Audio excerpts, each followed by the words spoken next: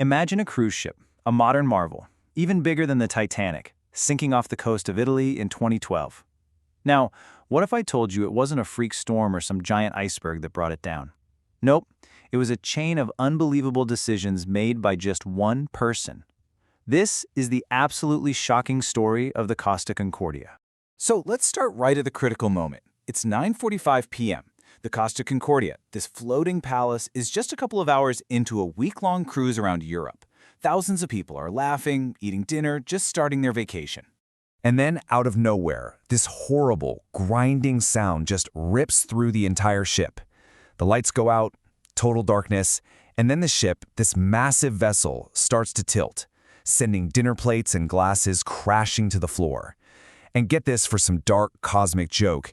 In one of the restaurants, the theme song from Titanic was apparently playing right at that moment. You just can't make this stuff up. As you can imagine, panic is starting to set in. And then this voice comes over the intercom telling all 4,252 people on board that it's just an electrical failure. But that was a lie, a huge one. The engines hadn't just died, the ship was actively taking on water, and the captain was already trying to cover his tracks. So how in the world did this happen? How did a state-of-the-art ship, a real modern-day Titanic, get into this much trouble? Well, to really get it, we need to back up a little bit and introduce you to the ship and the man in charge. First off, this wasn't just some boat. We're talking about a ship valued at over $500 million. The Costa Concordia was an absolute masterpiece of engineering.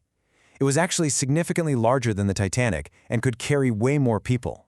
And the inside? Pure luxury. I mean, it had 4 swimming pools, 5 restaurants, 13 bars, a full casino. It even had a Formula One racing simulator. It was literally a floating city designed for the perfect vacation.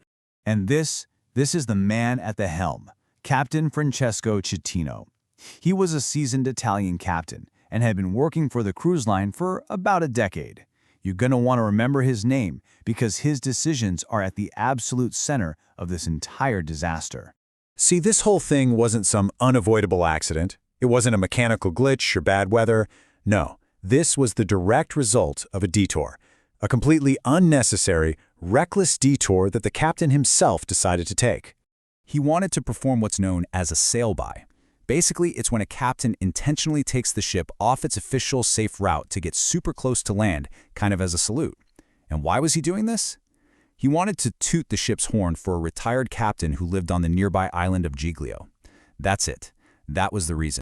Now, just to give you some perspective, the normal, safe route was miles away from the coast.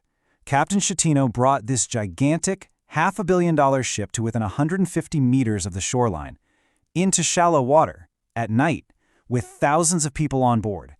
It was unbelievably reckless. And, well, what do you think happened? An underwater reef tore a massive 70-meter gash.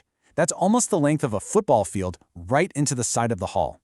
Water started flooding the engine rooms immediately.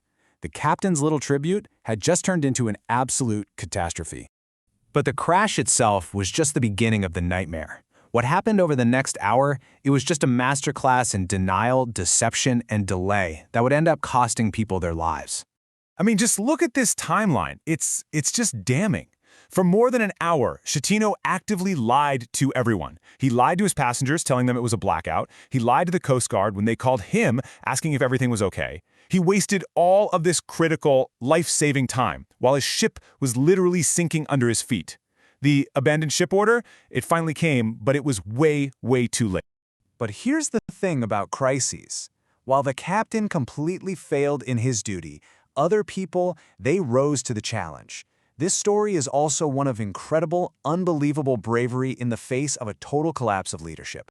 This right here tells you everything you need to know.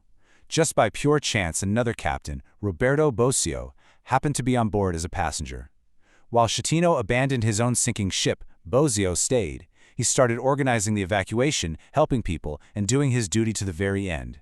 It's just a stark contrast between cowardice and true leadership. And he wasn't the only one. So many other heroes emerged that night. There were crew members who just ignored the captain's delayed orders and started getting lifeboats ready on their own. A waiter named Russell Rebello gave his own life jacket to a passenger, and he ended up drowning. Even the deputy mayor of the island climbed onto the sinking ship to help pull people to safety. Just incredible courage. This is the moment the whole world found out just how badly Schettino had failed. It's from a recording of a phone call with the Coast Guard. The man on the other end, Captain Gregorio DeFalco, is absolutely furious. He's screaming at Schettino, who is already in a lifeboat, ordering him to get back on his ship. Schettino refused. The sinking itself was a tragedy, but the aftermath was just as monumental. We're talking about a salvage operation of historic proportions and a legal showdown that the whole world was watching. The final price tag for this one man's failure? A jaw-dropping $2 billion. That insane number covers everything, from compensating passengers to funding one of the most complicated and expensive maritime salvage operations ever attempted. And getting rid of the wreck was an unbelievable feat of engineering that took over 2 years. They had to build a whole platform for it to rest on underwater, then weld these giant hollow boxes to its side. They used those boxes and a system of cables to slowly, painstakingly rotate the 114,000-ton ship upright before they could finally float it away to be scrapped. So, what was Captain Schettino's excuse for being in a lifeboat while his passengers were still trapped on board? Well, get ready for this one. He claimed he didn't abandon the ship. He said he tripped and just fell into a lifeboat. Yeah, unsurprisingly, the court was not impressed with that explanation. In the end, Francesco Schettino was found guilty of manslaughter for the 32 people who lost their lives that night. He was sentenced to 16 years in prison, forever cementing his reputation in the press as Captain Coward. You know, the story of the Costa Concordia is such a powerful reminder of how one person's failure of leadership can lead to absolute disaster. But it also shows us that even in the darkest moments, true heroes and real courage can come from the most unexpected places. It really makes you think, doesn't it? When the people in charge let us down, who has the responsibility to step up?